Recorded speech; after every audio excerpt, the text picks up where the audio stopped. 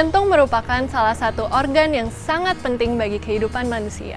Artinya menjaga kesehatan jantung berperan besar dalam memperpanjang harapan hidup kita. Namun terkadang orang cenderung mengabaikan gejala yang mengisyaratkan bahwa jantung mereka sedang bermasalah. Data yang ada di Indonesia menunjukkan bahwa penyakit jantung adalah salah satu penyebab kematian nomor 1. Di lain sisi, tidak sedikit mereka yang selamat dari penyakit jantung seperti mendapatkan kesempatan kedua dari Tuhan. Bersama saya Dr. Jesslyn, inilah Shalom Dok.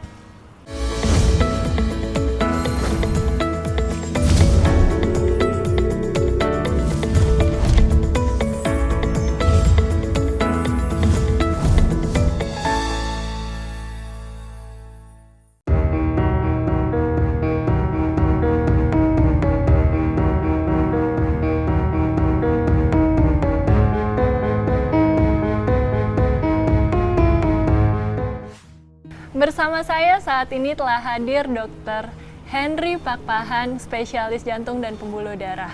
Shalom Dok, apa kabar? Shalom, kabar baik. Terima kasih banyak Dok bisa hadir di program Shalom Dok hari ini. Nah, Dok, mau nanya nih Dok, penyakit jantung tuh sebenarnya ada apa aja sih Dok? Ya, jadi pada prinsipnya penyakit jantung itu banyak sekali ya. Jadi misalnya penyakit jantung bawaan, kongenital, hipertensi, penyakit jantung irama, atau yang karena otot, atau penyakit jantung koroner, penyakit pembuluh darah lain. Nah itu semua termasuk ke dalam penyakit jantung. Di Indonesia sama ya, patronnya itu mengikuti yang ada di seluruh dunia. Pertama tentu saja gagal jantung. Ini primadona. Pertama gagal jantung, yang kedua penyempitan koroner yang kita sering orang mati mendadak. Nah itu penyakit jantung koroner. Nah terutama sih itu hipertensi dengan gagal jantung dan penyakit jantung koroner itu yang paling sering ya. Terus Dok, bedanya penyakit jantung yang tadi dokter ceritakan, yang paling sering kan gagal jantung sama penyakit jantung koroner itu atau serangan jantung ya Dok. Itu bedanya apa Dok? Mungkin oh iya, memang ya pemirsa nih yang mungkin pemirsa perlu tahu nih ya. Jadi yang pertama adalah serangan jantung atau heart attack. Nah serangan jantung itu seperti kata itu, serangan jantung adalah kerusakan otot. Nah jantung itu kan di sini ya. Kerusakan otot jantung karena aliran darah jantung yang berhenti tiba-tiba sehingga menyebabkan kerusakan. Nah, kita tahu bahwa jantung itu pada prinsipnya itu bekerja seperti mesin. Jadi karena dia bekerjanya buk begitu, dia mempunyai pembuluh darah khusus yang namanya koroner. Jadi harus mengalir terus nih. Jadi kalau karena sesuatu pembuluh darahnya tersumbat begitu, biasanya karena bekuan darah ya, tersumbat, otomatis aliran darahnya nggak berjalan. Jadi kalau ini lebih dari 15 menit, lebih dari 20 menit, nah pemirsa perlu mengingat ini ya, lebih dari 15 menit, lebih dari 20 menit, maka jantung akan mengalami kerusakan. Nah kerusakan itulah yang kita sensasi sebagai berat di dada atau nyeri di dada. Nah itu namanya serangan jantung. Nah kalau gagal jantung itu hasil akhir dari semua penyakit di jantung. Apapun penyakitnya nanti ujung-ujungnya gagal jantung. Misalnya sekarang serangan jantung, selamat dari serangan jantung, tapi di ujung sana gagal jantung menunggu. Jadi ada periodenya itu, apapun penyakitnya semuanya menuju gagal jantung ya. Kayak sungainya banyak nih, tapi nanti akhirnya itu gagal jantung. Nah, itu bedanya serangan jantung dan gagal jantung ya. Gagal jantung, oke Dok. Nah tadi kan dokter bilang gagal jantung salah satu penyebabnya itu serangan jantung Dok. Iya betul. Ada penyebab-penyebab lain apa lagi nih Dok yang bisa menimbulkan gagal jantung? Nah jadi gagal jantung itu penyebabnya banyak sekali. Bisa bersumber dari jantung atau karena di luar jantung. Misalnya di jantung apa? Penyakit jantung koroner atau serangan jantung yang barusan ya. Yang kedua yang juga sangat banyak adalah hipertensi. Namanya penyakit jantung hipertensi. Bisa karena gangguan irama, terlalu sering berdebar misalnya. Atau penyakit jantung bawaan lahir, kan ada itu. Operasinya berhasil baik, tapi nanti bisa saja akhirnya masuknya ke gagal jantung. Atau penyakit di otot, namanya kardiomiopati. Itu dari jantung, tapi bisa dari luar jantung. Misalkan pasien diabetes lama, itu jantungnya bisa lemah meskipun tidak ada penyempitan. Atau penyakit anemia lama. Anemia lama itu jantung terlalu lama dipacu, dia lemah. Gangguan tiroid misalnya, bahkan kehamilan. Ada jantung, gagal jantung itu karena kehamilan ibunya. Meskipun tidak sering, tapi kehamilan bisa menyebabkan gagal jantung pada sang ibu. Jadi bisa di jantung, bisa di luar jantung ya, sebabnya banyak sekali. Iya, berarti banyak banget ya dok ya penyebabnya. Ya, banyak. Nah, terus dok, kalau ngomongin tanda dan gejala gagal jantung nih dok, yang harus diperhatikan oleh pemirsa, itu apa aja sih dok? Ya, ini memang gejalanya ini kebanyakan ini tidak spesifik. Karena kebanyakan tidak spesifik, jadi banyak masyarakat nggak terlalu itu ya, terlalu aware. Yang paling sering apa? Cepat capek misalnya. Cepat capek kan sebabnya banyak sekali ya. Ada cepat capek tergantung tanggal, misalnya itu kan ada ya, tergantung tagihan. Tapi misalnya yang kita sebut cepat capek adalah misalnya begini. Ada orang biasa jalan, biasanya 1 kilometer nggak apa-apa nih. Tapi belakangan 500 meter kok udah harus begitu, harus istirahat. Itu progresif, yang sifatnya itu harus berobat. Yang kedua, kaki bengkak. Ya, nanti jalan sedikit, duduk sedikit loh, kakinya kok bengkak. Yang kemudian posisi tidur itu makin nggak nyaman. Misalnya tadinya kita biasa rebah begitu, nggak pakai bantal. Ini kali nanti terbangun malam-malam, itu harus bantalnya 2, 3. Nah itu namanya ortopnu. Atau lagi enak-enak tidur, tiba-tiba sesak napas. Itu nanti cepat capek, aktivitas sedikit langsung debar-debar.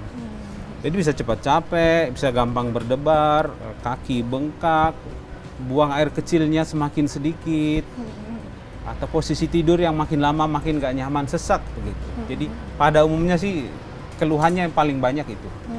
Sedini kapan sih dok seseorang pasien itu harus berobat ke dokter? Kalau dalam konteks gagal jantung, biasanya udah terlambat kalau fase gagal jantung ya. Berarti harus lebih. Iya, karena itu gagal jantung itu muaranya. Kalau bisa berobatnya pada waktu mata airnya ada nih. Nah itu namanya faktor risiko. Nah faktor risikonya apa aja nih dok? Misalnya ya, paling banyak kan hipertensi. Iya betul. Jadi faktor risiko itu ada dibagi 2 besar ya. Ada yang bisa dimodifikasi, ada yang nggak bisa dimodifikasi. Contoh yang nggak bisa dimodifikasi ini apa? Umur, makin tinggi usia, penyakit jantung makin akrab. Nah, itu biasa. Kita nggak bisa apa-apa. Misalnya apalagi jenis kelamin. Semua berita yang kita dengar di TV itu mati tiba-tiba. Biasanya apa? Laki-laki. Itu laki-laki itu. Yang ketiga riwayat keluarga. Orang tua sakit jantung, mama sakit jantung, ayah sakit jantung. Kemungkinan kita itu lebih besar. Itu namanya nggak bisa dimodifikasi. Tapi sebagian besar yang paling kuat peranannya adalah yang bisa dimodifikasi. Hipertensi. Nah hipertensi ini bikin stroke misalnya 62%, bikin gagal jantung 50%, kan besar sekali. Diabetes, merokok, kolesterol, kurang olahraga, obesitas, dan lain sebagainya. Jadi itu mata airnya. Kalau bisa jangan berobat pada waktu sudah gagal jantung. Nah berobatlah pada waktu mata air itu namanya faktor risiko ya. Iya dok. Berarti dok, kalau misalnya kita udah tahu nih ada riwayat penyakit jantung misalnya dalam keluarga, berarti kan kita udah harus mulai hati-hati nih dok. Berarti harus sering memeriksakan diri dok. Nah sesering apa nih dok? Kita harus tahu misalnya tensi kita apakah mulai dari usia 40 tahun atau ada patokannya nggak dok? Iya oke. Ini menarik ya. Kapan kita harus hati-hati? Nah kita harus bedakan nih hati-hati dengan stres ya. Banyak orang itu stres jadi check up tiap tahun, padahal nggak ada apa-apa. Jadi prinsipnya adalah bila kita dengan faktor risiko, misalnya orang tua, panduan dasarnya adalah kalau kita nggak ada apa-apa, umur 40 check up 1 kali. Tapi kalau dengan faktor risiko, misalnya perokok, menurut saya sih ya pada umur 30 itu sudah harus. Misalnya apalagi kita dengan keluhan, kalau ada keluhan ya check up lah. Belum tentu ada apa-apa. Nah kita kan kebanyakan sudah paranoid nih, apalagi sudah tiba kepada yang namanya mbah Google. Waduh. Nah mbah Google itu yang kita ingat paling bawah, bisa menyebabkan kematian, udah stres. Belum tentu ada apa-apa, takut berobat jadinya kan. Jadi ya umur-umur kurang lebih ya 30, 35, 40. Atau setidaknya kalau ada keluhan ya jangan menunggu umur itu. Nah, terus kalau misalnya udah seperti ini dok, ada faktor resiko yang tadi dokter sebutkan, apa saja yang harus diperiksa sih dok? Tentu saja berkait itu kalau kita cek itu biasanya sudah ada pedomannya. Tugas dokter kadang-kadang ya kalau kita cek adalah menilai faktor risiko globalnya. Misalnya ya tekanan darah, faktor risiko lain, gula, kolesterol, atau hal-hal yang berkaitan. Misalnya pasiennya nyeri dada, rekam jantung, atau barangkali perlu ronsen. Biasanya sih kalau itu hal-hal begitulah standar ya. Profil faktor risikonya itu harus dicari, kemudian pemeriksaan lain. Kalau untuk jantung ya rekam jantung. Kadang kita perlu treadmill, kadang kita perlu echo misalnya. Pemeriksaan lanjutan itu sesuai kebutuhan dari temuan kita pada pemeriksaan dasarnya. Baik dok, nah kemudian dok sebagai seorang dokter spesialis penyakit jantung nih dok, bagaimana sih tata laksana atau manajemen dok? Mungkin dari awal dari faktor resiko hingga sudah terjadi gagal jantung dok?